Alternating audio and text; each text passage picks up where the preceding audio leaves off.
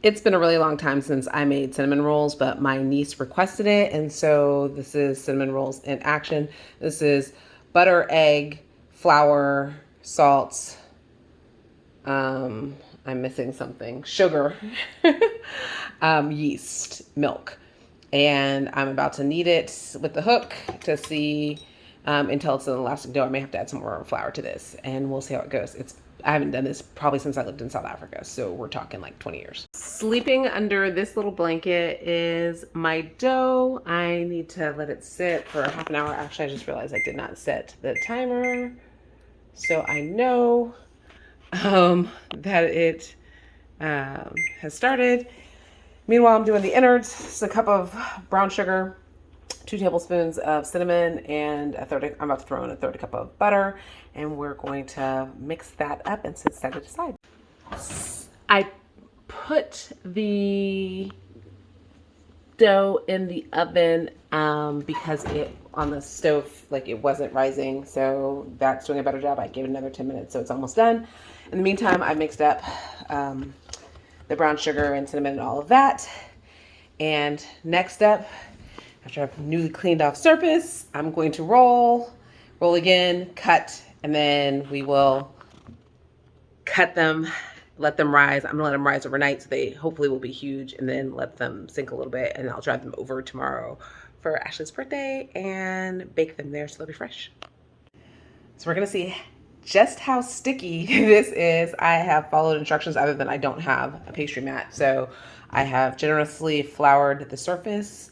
I have floured the top here, and I have floured my rolling pin. Let's get to work. I'm actually super geeked, like, because it was super tacky in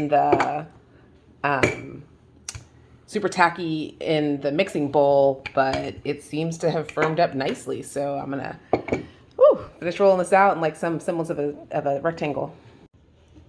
So it's roughly 24 by 15, very roughly.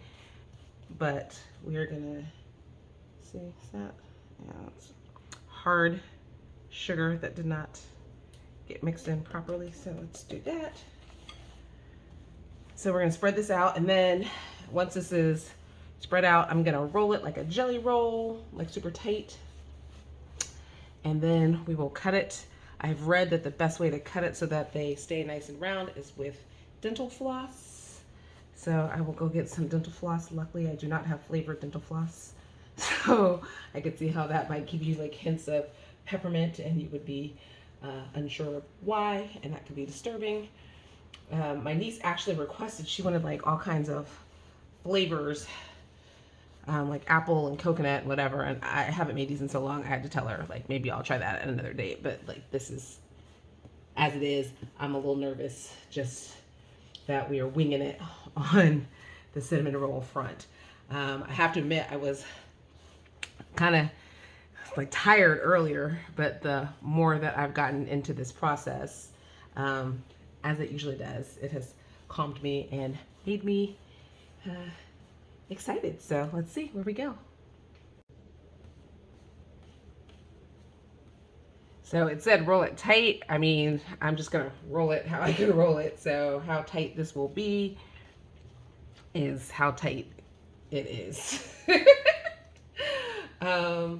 But so far I'm impressed. It hasn't stuck too badly.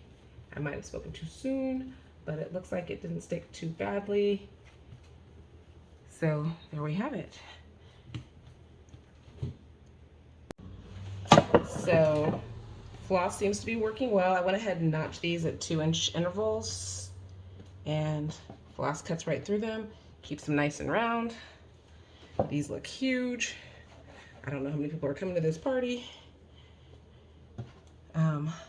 but right now, one of the things, these are supposed to be like wannabe Cinnabon, because that's my favorite kind of cinnamon bun.